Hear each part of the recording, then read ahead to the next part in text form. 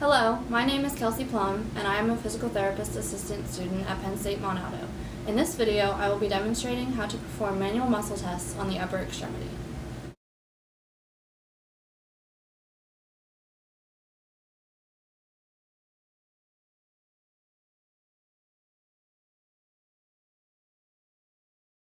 For the scapulae muscle test, have your patient raise their arm and point towards the corner. With one hand, stabilize their shoulder, and with the other, apply pressure to their wrist and tell them not to let you push their arm down. Okay, for a grade of 5, 4, and a 3. For a grade of a 2, your patient can only go through partial range of motion. For a grade of a 1, you palpate the anterior deltoid and have them raise their arm up, and you can feel the contraction of the anterior deltoid.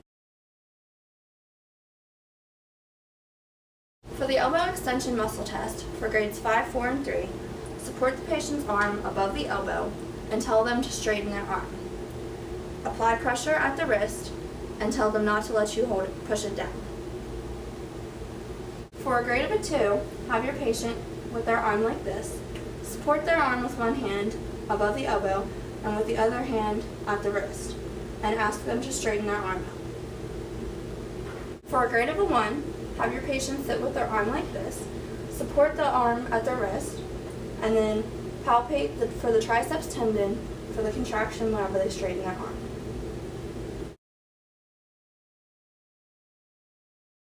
For the wrist extension muscle test, have your patient pull their hand back towards them and then tell them that you're going to pull down on their fingers and don't let me pull it down. For a grade of a 5, 4, and a 3. To isolate the extensor carpi radialis longus and extensor carpi radialis brevis, have your patient pull their hand back towards them, leading with the thumb side. I'm going to pull down on your hand towards the table and towards your pinky. Don't let me pull it down.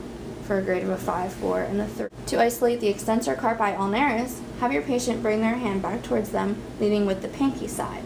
I'm going to pull your hand towards the table and back down towards your thumb. Don't let me pull it down. For a grade of a 5, 4, or a 3. For a grade of a 2, place your patient's hand on its side and support their wrist with your hand and tell them to bend their wrist back.